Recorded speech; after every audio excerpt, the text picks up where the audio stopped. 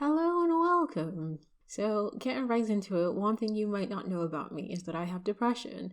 It's usually worse in the winters, so this year I've decided to create a bunch of guides for myself on how to survive the winter, and hopefully it can help some of you too. So, this one in particular is about how to keep a clean space, because a clean space makes for a clear mind, which sounds so cliche, but my mental health is so much better when I'm not in filth. So without further ado, this is what works for me. Firstly, no homeless items. So everything has a place, and whenever possible, return it to that place after use. If you're struggling to return it to the place after you use it, it might be because it's too complicated to try simplifying it. But make sure that if you have a new item, before you even purchase it, you think about where its home's going to be. Just because at the end of the day, every single thing you bring into your space is another thing to clean, which is so cynical, but it is. And if you don't have a space for it to live, do you need it? So for example, in this video, I'm setting up a planter box. It's empty, there's nothing in it, but I'm setting it up anyway, just so that it has a home.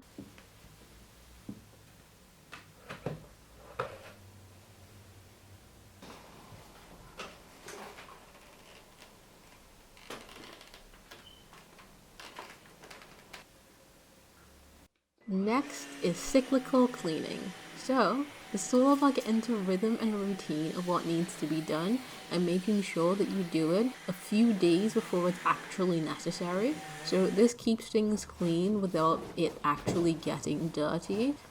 You can do this by picking a room or a task to do a day. So for example, I hoover my flat on Tuesdays, and if I'm feeling particularly depressed, I do the corners and the touch-ups on a different day. And doing it a little bit at a time helps with the feeling of overwhelmment, and at the end of the day, when you're depressed, you have very little energy, and forcing yourself to do big cleaning tasks when your house is actually filthy is difficult.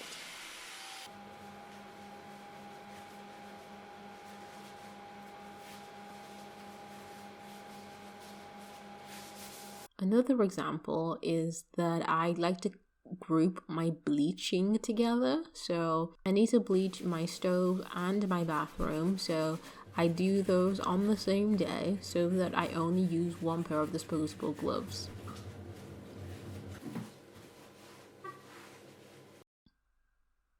On the topic of bathrooms, the next one is embracing shortcuts. Seriously, there's nothing wrong with a shortcut. Find the easiest way to do a task and do that. So shortcuts are a really good thing if you don't have a lot of energy, which you don't do when you're depressed. So one of the things that I like to do is spray my bathroom with bleach, and I leave it for 10 minutes. And then I come back to it and wash the bleach off, and everything is basically clean.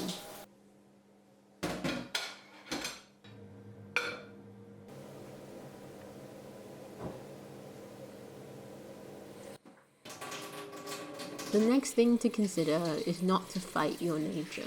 So there's no right way to do things, there's no best practice. It's your house, it's your space, and what matters is what works for you.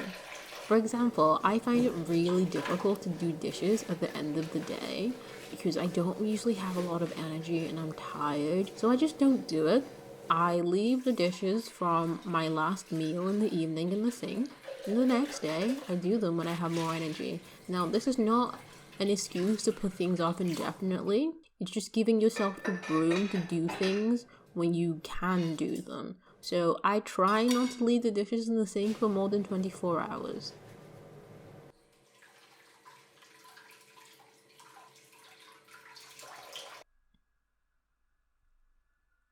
An awesome tip that I absolutely adore is setting a timer, which sounds strange, but everything is so much more manageable when it's broken down into chunks. Instead of thinking to myself, oh my god, I'm going to clean my whole kitchen and everything's going to be perfect and I really need to do it all in one go, I tell myself, what can you do in 20 minutes? So I set a timer and I just clean my kitchen for 20 minutes.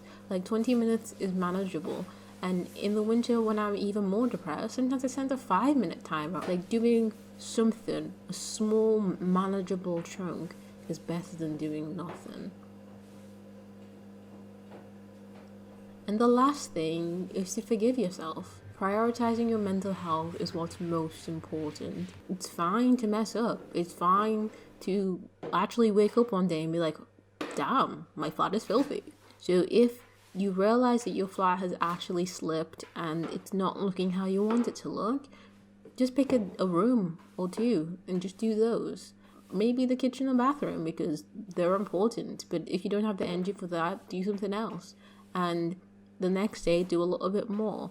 And before you know it, you get back into a routine and there's a rhythm. And you're not doing a blasting clean once a week. You're doing a little bit here and there manageably, you know? Thank you so much for watching. If you found this helpful, drop me a like. And I hope you and your plants grow well.